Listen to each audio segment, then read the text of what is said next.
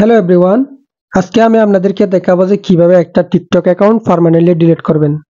তো সবাই ভিডিওটা শেষ পর্যন্ত মনোযোগ সহকারে দেখার অনুরোধ রইল এবং আপনাদের কাছে একটাই রিকোয়েস্ট, আপনারা যদি আমার এই চ্যানেলে নতুন হয়ে থাকেন তাহলে আমার এই চ্যানেলটা সাবস্ক্রাইব করে পাশে থাকা বেল আইকনটি বাজিয়ে দিবেন এবং আপনাদের কাছে যদি আমার এই ভিডিওটা ভালো লাগে তাহলে ভিডিওটা একটা লাইক দিয়ে চলুন।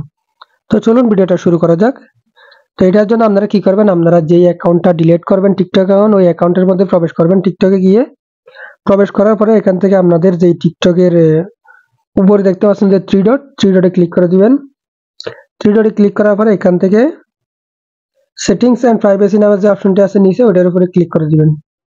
ক্লিক করে দেওয়ার পরে এখান থেকে উপরে দেখতে পাচ্ছেন যে অ্যাকাউন্ট নামে একটা অপশন আছে, ওটার উপরে ক্লিক করে দিবেন। তো এখান থেকে দেখতে পাচ্ছেন যে নিচে ডিঅ্যাক্টিভেট অর ডিলিট অ্যাকাউন্ট নামে একটা অপশন আছে, ওটার উপরে ক্লিক করে দিবেন।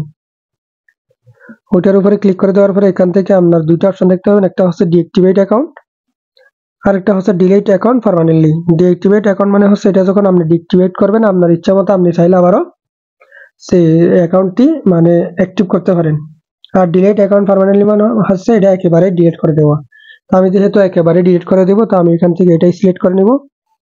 সিলেক্ট করে নেওয়ার পরে এখান থেকে মানে আপনি কি কারণে অ্যাকাউন্টটা ডিলিট করতে চাচ্ছেন এটা দিবেন। তো আমি এখান থেকে দিয়ে দিলাম I have multiple account, এটা সিলেক্ট করে দিয়ে কন্টিনিউতে ক্লিক করে দিবেন। দেওয়ার পরে এখান থেকে রিকোয়েস্ট ডাউনলোড, এটা মানে হচ্ছে আপনাদের টিকটক অ্যাকাউন্টে যতগুলো ভিডিও আছে আপনি চাইলে এগুলো ডাউনলোড করে রাখতে পারেন। আর যদি আপনারা যদি ডাউনলোড না করতে চান তাহলে এখানে নিচে দেখতে পাচ্ছেন যে একটা অপশন খালি অপশন আছে, ওটাকে টিক মার্ক করে দিবেন। টিক মার্ক করে দিয়ে এখান থেকে কন্টিনিউতে ক্লিক করে দিবেন। কন্টিনিউতে ক্লিক করে দেওয়ার পরে এখান থেকে আবারও নিচে দেখতে পাচ্ছেন যে কন্টিনিউতে ক্লিক করে দিবেন।